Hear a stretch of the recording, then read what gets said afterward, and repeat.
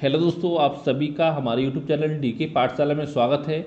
दोस्तों, जैसा कि आपने थंबनेल देख ही लिया होगा, आज की वीडियो हम बात करने वाले हैं कि प्राइवेट जॉब के साथ साथ आपको आरओ एआरओ री एग्जाम की तैयारी किस तरह से करनी चाहिए। क्योंकि मेरे पास बहुत सारे भाई बहनों के मैसेज आ रहे थे कि सर इस समय प्राइवेट जॉब में है, यानी कि लगभग आपको 8 से 10 घंटे चले जाते हैं, आपकी 7-8 घंटे जॉब होती है और साथ में 1 से 2 घंटा आपको जाने आने लग जाता है। ठीक है, तो हम किस तरह से अपनी पढ़ाई को मैनेज करें, कितने टाइम पढ़ें और साथ में किस किस सब्जेक्ट पर आप पूरा फोकस करें। ठीक है, तो इन सभी मुद्दों के बारे में वीडियो में आपका बात करेंगे। सबसे पहले दोस्तों मैं आपको बताना चाहता हूं, देखिए आरओ एआरओ एग्जाम की तैयारी के लिए हमने इस समय 2 व्हाट्सएप ग्रुप बनाए हुए हैं, जिसमें दोस्तों एक ग्रुप बना हुआ है हमारा जीएस का और साथ में आपका हिंदी के स्टडी मटेरियल का, जहां पर दोस्तों जीएस का पूरा, जिसमें करंट अफेयर आपका शामिल रहेगा और साथ में आपकी हिंदी, चाहे आपका प्री के एग्जाम के लिए हो चाहे मेंस के लिए, जैसे पत्र लेखन वगैरह हो गया आपका, प्रशासन शब्दावली, मुहावरे, लोकोक्ति, कंप्यूटर, तो इन सभी के जो नोट्स हैं वो आपको हमारे ग्रुप में प्रोवाइड कराए जाएंगे।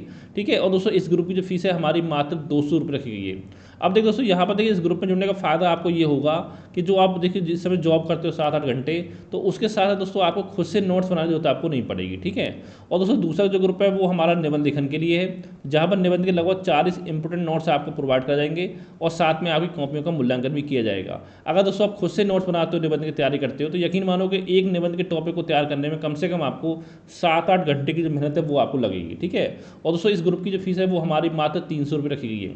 अब दोस्तों हमारे ग्रुप में जुड़ने का फ़ायदा ये होगा कि आपको मेहनत कम करनी पड़ेगी, लेकिन जो आपका पूरा फोकस रहेगा वो आपको नोट्स न बनाने पर होकर के पूरा आपका स्टडी पर रहेगा। ठीक है, अब देखिए दोस्तों दोनों ग्रुपों में मिलाकर 500 रुपये फीस बनती है, लेकिन दोस्तों अगर आप हमारे दोनों ग्रुपों में ऐड होते हो तो यहाँ पर आपको 100 रुपये का डिस्काउंट दे दिया जाएगा, यानी कि मात्र 400 रुपये में आपको हमारे दोनों ग्रुपों में आपको ऐड कर दिया जाएगा, अगर दोनों ग्रुप में आप जुड़ना चाहते हो। अब दोस्तों कैसे आप ऐड हो गए, तो दोस्तों ये मेरा व्हाट्सअप नंबर है, इस पर आप मुझे मैसेज कर सकते हो 7042654209। ठीक है, और साथ ही अगर आपको नोट्स का डेमो चाहिए तभी भी इस नंबर मुझे व्हाट्सएप पे आप मैसेज कर सकते हो। अब दोस्तों सबसे पहले हम बात करेंगे आपका कि हम आपको टाइम किस तरह से आपको मैनेज करना है। पहला पॉइंट है आपको टाइम किस तरह से आपको मैनेज करना है।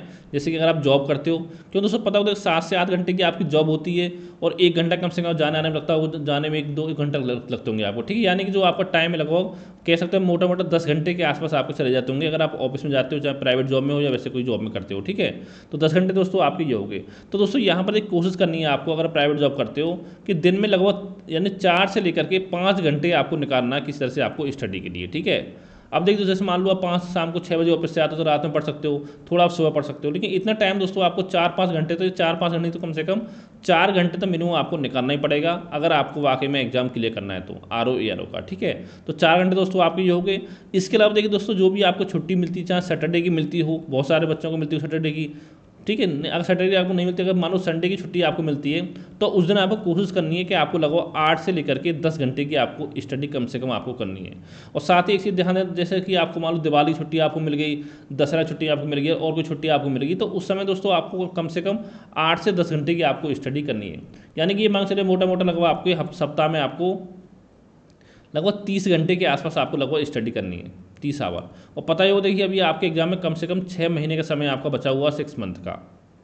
यानी कि मानो अगर एक महीने में अगर आप 120 घंटे के आसपास पढ़ाई करते हो, तो यानी कि आपके लगभग 720 घंटे आपके हो गए, जो दोस्तों अच्छी तरह से आपकी, अगर 720 घंटे अगर आप मेहनत से पढ़ते हो तो अच्छे से आपकी तैयारी हो सकती है। और लेकिन दोस्तों साथ में देखिए मैं आपसे कहना चाहूँगा, जैसे मान लो आप बस से जाते हो या मेट्रो से जाते हो ऑफिस, तो यहाँ पर दोस्तों जैसे मान लो आपको जाने में आधा पौना घंटा लगता है, तो उस समय पे जो आपका टाइम है उसको आप मैनेज कर सकते हो। कैसे मैनेज कर सकते हो, जैसे आपको पढ़ने का टाइम मिल जाए, तो जैसे कि दोस्तों आपका करंट अफेयर है उसका आप रिविजन कर सकते हो।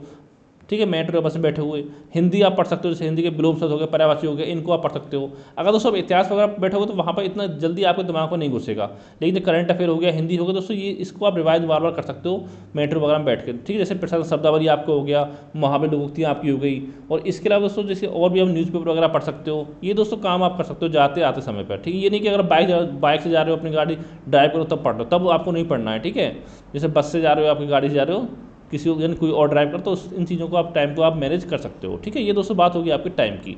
यानी आप कोशिश करिए सप्ताह में लगभग 30 घंटे के आसपास जो आपको वो टाइम आपको लगभग निकालना है, 28-30 घंटे के आसपास। ठीक है, तो दोस्तों पहला पॉइंट आपका ये हो गया।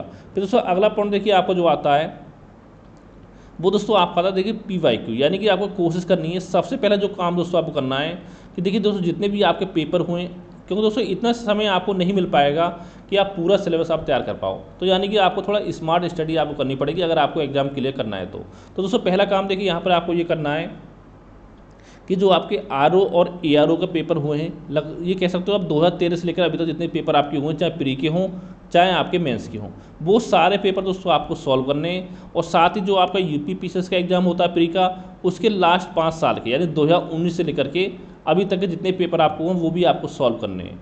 और दोस्तों पेपर सॉल्व करने के साथ साथ एक काम यहाँ पर आपको और करना है कि देखिए जिस भी टॉपिक से आपके क्वेश्चन पूछे गए वो सारे टॉपिक आपको पेन पेपर लेकर के आपको नोट करने हैं। क्यों दोस्तों से फ़ायदा ये होगा, जैसे मान लो आपने इतिहास के टॉपिक नोट किए, इतिहास में आपके 20-25 टॉपिक से क्वेश्चन पूछे गए, तो पहले दोस्तों वही टॉपिक आपको तैयार करने। जब आप इतिहास पढ़ने बैठोगे तो पहले जो क्वेश्चन पिछले सालों में पूछे गए जिस टॉपिक से, वो सारे टॉपिक पहले आपको अपने अच्छे से तैयार करने हैं, ठीक है। उसके बाद जो बचे टॉपिक है वो आपको तैयार करने। तो पहला पॉइंट दोस्तों जो आपकी रणनीति आपकी होनी चाहिए कि जो प्रीवियस ये क्वेश्चन पेपर है वो आपके अच्छे से आपके तैयार होने चाहिए, ठीक है। इसके दोस्तों देखिए आपको क्या करना है, देखिए आपको प्री की भी तैयारी करनी है और साथ में थोड़ा बहुत आपको मेंस की भी तैयारी करते चलना साथ में। अगर आप सोचो पहले हम प्री निकाल लें फिर मेंस की तैयारी कर लेंगे, तो दोस्तों यकीन मानिए फिर आपको हो सकता है इतना टाइम आपको ना मिले कि आपकी प्री और मेंस की तैयारी आपकी, यानी प्री के बाद आपकी मेंस की तैयारी अच्छे से आपकी हो पाए। क्यों दोस्तों देखिए जो आपका निबंध का टॉपिक आपका ऐसा टॉपिक होता है कि यहाँ पर कम से कम अगर आप खुद से निबंध लिखने की तैयारी कर रहे हो तो कम से कम 5 से 6 महीने की मेहनत कम से कम आपको चाहिए, ठीक है। यानी सप्ताह में एक निबंध कम से कम लिखने की कोशिश करिए। अगर आप हमारे ग्रुप में जुड़े तो वहाँ पर नोट्स आपको मिल जाएंगे। अगर ग्रुप में आप नहीं जुड़े दोस्तों खुद से आप कम से कम सप्ताह में एक निबंध लिखने की कोशिश आप करिए। जैसे कि आपको योजना कुरुक्षेत्र मैगजीन आती है उनको पढ़िए, जो आपके न्यूज़पेपर में संपाद के लेख आते हैं उनको आप पढ़िए, या किसी टॉपर्स की कॉपी आप देख सकते हो, कोई और बुक आपके पास हो, ठीक है। इस तरह से आपको तैयारी करनी है। अब दोस्तों हम बात करेंगे आपका स्टडी प्लान में किस तरह से आपको स्टडी करनी चाहिए। जैसे दोस्तों मैं बताऊंगा, जैसे आपको इतिहास पढ़ रहे हो तो दोस्तों यहाँ पर क्या करना था कि इतिहास मेनली आपकी 3 पार्ट में डिवाइड होती है। जैसे कि आपका प्राचीन हो गया, मध्यकालीन हो गया और आपका आधुनिक हो गया।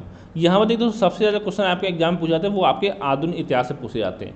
लेकिन आपने देखा होगा पिछले 4-5 सालों में क्या हो रहा है कि जो आपका आयोग है लगभग प्राचीन और मध्यकालीन में से एक आपका जो इतिहास है उसको लगभग गायब सा ही कर देता है। कभी प्राचीन से ही तो क्वेश्चन पूछेगा, कभी मध्यकाल से पूछेगा।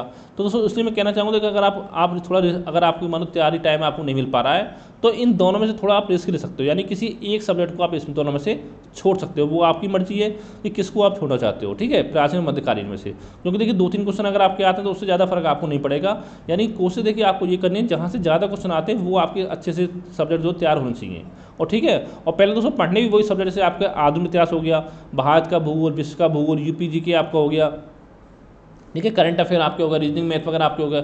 यानी कि जहाँ से ज़्यादा क्वेश्चन आपके आते हैं पहले वो सब्जेक्ट आपको अपने तैयार करने हैं, ठीक है। इतना आपको हो गया।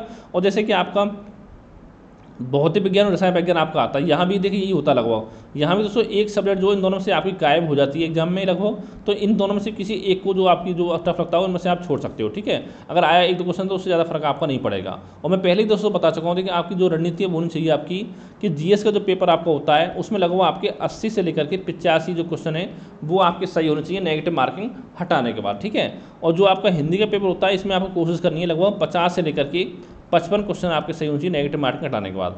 यानी टोटल अगर दोस्तों आपके 130 से लेकर के 135 के आसपास अगर क्वेश्चन आपके सही हो रहे हैं तो यकीन मानिए कि आपको मेंस एग्जाम बैठने का आपको मौका मिल जाएगा, ठीक है। इतना आपको दोस्तों लेके आना पड़ेगा, ठीक है। हो सकता है 1-2 नंबर इससे कम पे कट ऑफ चली जाए आपकी, जैसे पेपर आपका टफ आता है, ठीक है। इतना तो कम से कम आपको कुछ लेके चलना है। इससे तो फ़ायदा ये होगा जैसे जिस दिन आपका प्री का एग्जाम होगा तो उस दिन आप श्योर रहोगे कि हाँ मेरा प्री एग्जाम क्लियर हो रहा है, अब मुझे अपने मेंस एग्जाम की तैयारी करनी है। तो अपने मेंस की तैयारी में आप लग सकते हो अच्छे से, ठीक है। और बताया दिया निबंध आपको लिखना है और साथ में देखिए जो सामान्य हिंदी जो आपके प्री एग्जाम में आती है 6 टॉपिक आते हैं उसको भी लगभग 1 घंटा डेली आपको पढ़ते चलना है। तो इससे दोस्तों आपकी रणनीति होनी चाहिए। और पहले देखिए दोस्तों मैं आपसे बोलूँ कौन सब्जेक्ट आपको कंप्लीट करनी है। जैसे आपका आधुनिक यानी मॉडर्न हिस्ट्री आपका हो गया, ठीक है, इसको आपको पहले कंप्लीट करना है, मॉडर्न हिस्ट्री आपको हो गया, ठीक है। इसके अलावा दोस्तों और आपका इंडियन ज्योग्राफी आपका हो गया, वर्ल्ड ज्योग्राफी आपका हो गया, और जैसे कि आपका रीजनिंग हो गया, करंट अफेयर होगा। यानी जहाँ से ज़्यादा क्वेश्चन आपके पूछे जाते हैं पहले वो सब्जेक्ट आपको अपने अच्छे से आपको तैयार करने हैं। उसके जहाँ से कम क्वेश्चन आपके आते हैं फिर वो आपको पर्यावरण वगैरह कम आ रहे हैं फिलहाल, ठीक है, तो वो आपको बाद में तैयार करने हैं, ठीक है। इस तरह से दोस्तों रणनीति आपको फॉलो करनी है। अगर इसके अलावा मन में आपके डाउट और सवाल तो नीचे कमेंट करके आप पूछ सकते हो। Thank you for watching.